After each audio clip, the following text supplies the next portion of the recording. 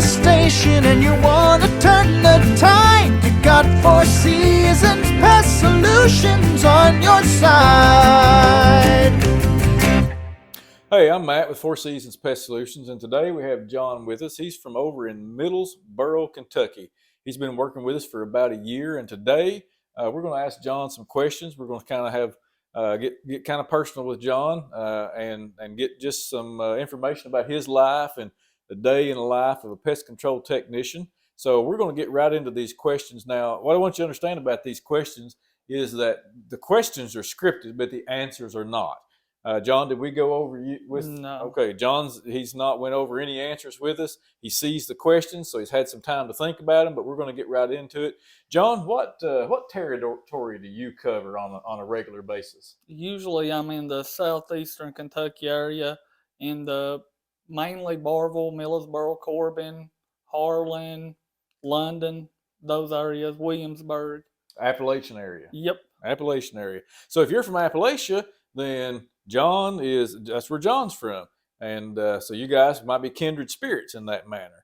How long do you think you will do this particular job, John? The rest of my life. Plan to do this job Yep. for the rest of your life. I understand. I'm the same way. I've been doing this for 23 years, 24 years. How long have you been doing it? 7 years. 7 years. Yep. So 7 years of pest control. That's a lot. What's your favorite thing about the job? The people. The people. The people. I love interaction with people. I love to get to know people. You know, once you go to a customer's house first time, it's like their family. So I can attest to that. I through the years doing service work, getting to know your customer, it's a big thing. And when those customers, grow older and pass away or move off or whatever the case may be, it's like losing friends. A lot of times your customers become your friends. Well, why did you choose this career?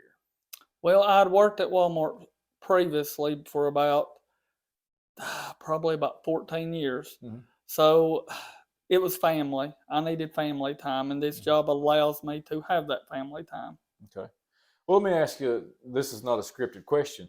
As far in terms of having one job versus having a different job, how would this industry weigh in on being a good paying job? It's a very good paying job. People might, we get a lot of laughs like, there's the bug man. We get a lot of that, but it is a very good paying job. I agree. How many customers per day would you say on average that you service? I would say about 8 to 10 a day. 8 to 10 people a day. Yes. So 8 to 10 times a day, you're going into somebody's home or somebody's business, and generally probably seeing, maybe multiple people at home, and definitely in the business is seeing multiple people per day. So you're interacting with people all day long, maybe 30, 40 people a day. Yes. That's a lot of people on this personal level. Now, would you say that pest control, especially in somebody's house, is really kind of an intimate thing, as far as, for instance, we're going through their cabinets. Maybe if we're dealing with bed bugs, we're going through personal items and treating and things of this nature. Is that? Yeah. You got to earn the customer's trust. Yeah. Trust is a big thing, and like honesty. If you're honest with the customer, they'll trust you with their life. Yeah. Because some customers will leave you keys, they'll give you codes to their house. Mm-hmm. So that's like, trust is a big thing in this industry. Now, you said keys and codes and access to homes. So would there be any way that somebody could get those keys and codes? No. Only one that has access to those is usually the technician. Mm-hmm. And then, if they change, the customer gets with you, periodically the customers will change keys or change codes. Mm-hmm. That way it stays safe. Mm-hmm. Okay. So in the office, sometimes we don't even know you have the code. No. Now, we do have codes that we have in the office, but a lot of times this is more of a relationship with a technician, and they will give the technician a code, and he just knows the code and uses it on a regular basis when he's servicing the house. What's the most common pest that you deal with in Eastern Kentucky? Probably the German cockroach. German cockroach. Now, Do you think that comes partly from the lower income ratio in Eastern Kentucky versus maybe other parts of? Yes, Yeah. it's got a lot to do with it. You know, if you go to the bigger cities, people has like maids clean their house. These people are out here working, and it takes two to work now. So the husband and the wife might be at work, and you know they ain't got all the time in the world to clean their stuff up. And you can bring roaches in from the grocery store. You can bring them in anywhere. That's what Yeah. I always tell people. It's not a crime to get them. It's a crime to keep them. Yeah, I've used that, and more so, I've said it's not an embarrassment to get them; it's an Yeah. embarrassment to keep them. Yeah, Yes. absolutely. Well, so if we're dealing with a lower income in some areas, like say for instance in Eastern Kentucky and areas like that, where of course the cost of living is lower, obviously. If you're dealing with a lower income, and we know that people are they've worked harder to buy their pest control than maybe somebody that lives in Lexington or Louisville or Knoxville. How does that how does that play into what you do for these people when you're dealing with, say for instance, roaches? I mean, because that's certainly a health concern. Yes, yes. I grew up in Eastern Kentucky, and you know I have a soft spot for like the Eastern Kentucky people. That's home, and like you know, let's say $50. That could be 3 or 4 meals for a child. Mm-hmm. So I always look at it. If I'm going in there and doing pest control for somebody, I'm giving them 130%, no less. That's good. I like that. That's a good answer. And again, I'm listening to John as he's talking, and I'm laughing because some of these answers are really good answers, and this is unscripted.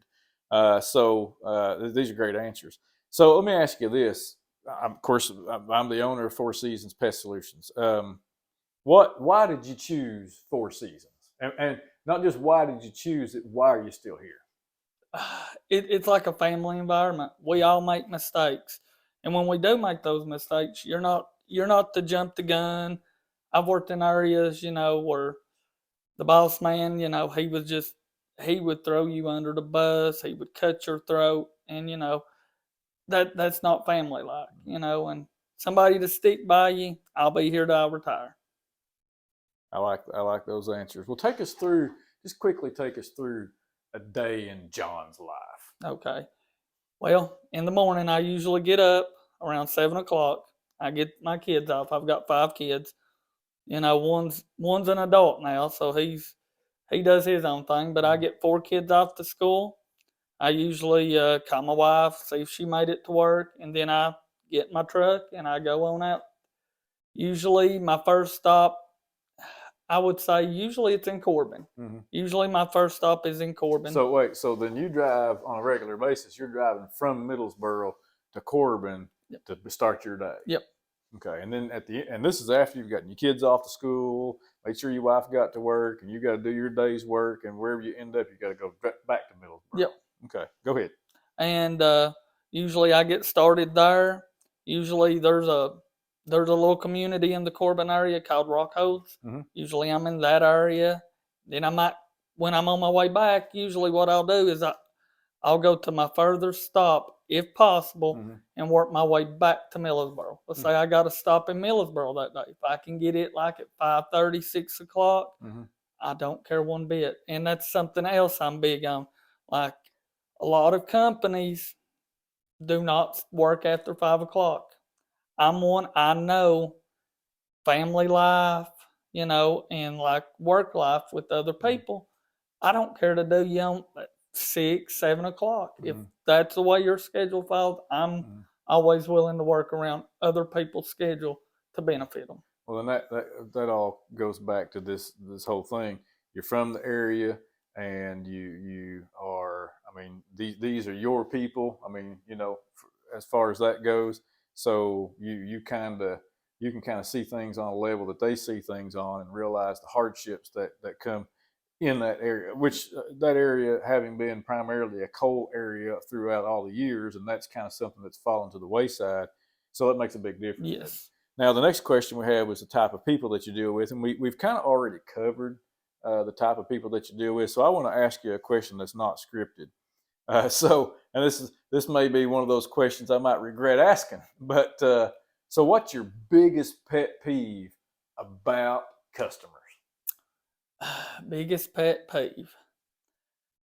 It's really a simple one. Is there a spray for rats? Okay. I get that a lot.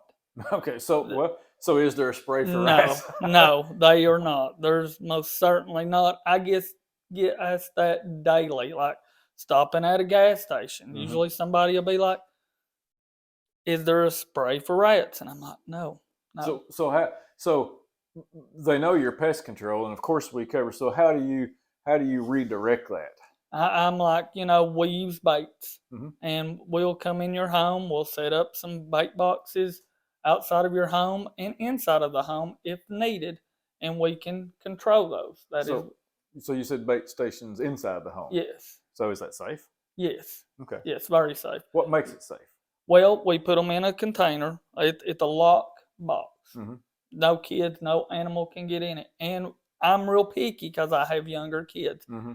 I will not put it out in the open where a kid can reach it, Mm-hmm. or maybe an animal, like if I go in a home and spray, I won't spray around dog bows Mm-hmm. or around, people are real particular about their children and their Mm-hmm. animals.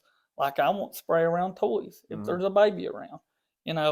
That's something I take pride in. I will take care of my customers. Like if, let's say you were going into my home, that I would expect you to treat my family. Mm-hmm. I'd want you to be in there, be respectful, be nice, treat them like you would want me to treat your family if I came in your door. That's good. So, I mean, essentially then what you're saying is whether you're spraying a home or whether you're spraying a business, you can familiarize yourself and put yourself in their shoes. Yeah.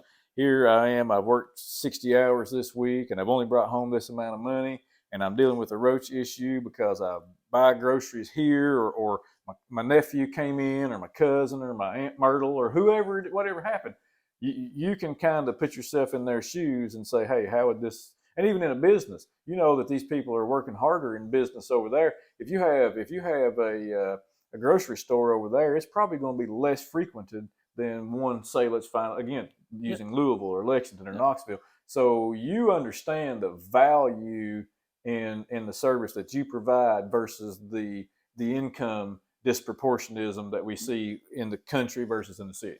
Yep, Okay. I do. Like, and I've worked for other companies, and I will tell you this company will work around people's, income. Mm-hmm. Let's say a customer has something wrong or something comes up and their light bill's higher. We all know light bills in Kentucky go higher during this time of the year. Right. And let's say that $50, usually we'll look and see how good the customer's been. And if they've been a long-standing customer, we'll be like, hey, we'll work around with you. Mm-hmm. We'll work with you. And, but, if it's a new customer's been here a month that we don't know, it's sort of harder to do, but we're willing to do that. I've seen it plenty of times since I've been here. So on a regular basis now, I asked you the question that was unscripted there. This is scripted frequently asked questions. We don't have any frequently asked questions. We just that we've talked about. What besides the rodent spray, what would you say is probably one of the most frequently asked questions that you get from a customer? Where can I buy your spray? Okay. Where can I buy your bait? Or can I buy your bait? Can I buy your stuff? And So do you think when people ask you that kind of question, it kind of hits home? Yeah. Because that's almost like if you walked into a gas station, here you got three people working behind the counter, and you said, "Hey, where could I buy some gas at?" Right? Yeah. Yeah. I mean, they're literally asking you, how could I go out and buy this to do it myself so that you don't get paid? Yep. Does that kind of And that resonates? It kind of rubs me the wrong way sometimes. Like I'm like, hire a professional. That's why we're licensed. We study. Do you think that most people that aren't licensed or at least trained on how to use insecticides mishandle and misuse them. Yes. Absolutely. Yes. I agree. Because if you was to give, let's say, for instance, you was to give, let's say a customer got a hold of some of our chemical. Say they go to Walmart or the dollar store and get one of those plastic containers that you spray. They're not going to know how much to put in there to, be safe. They're going to pour half a bottle in there. Do you think that they may spray it in places where it shouldn't be Yes, sprayed? yes. You see them out spraying it above their head in the wind, and their faces getting covered in it. Yeah, I agree. And you've already answered, to combat that, hire a professional. Yep. And it's really not. I mean, do you think it's really that expensive? No. Okay. No. I agree. For the peace of mind that you get, let's say you got bed bugs. I've never had bed bugs, but I have been bitten during this job. I would go crazy. I'm telling you, it just one bite and you feel it and it itches and burns. Yeah. Instead of going out here and spending $700-800 at Walmart and not getting the problem solved, hire a professional.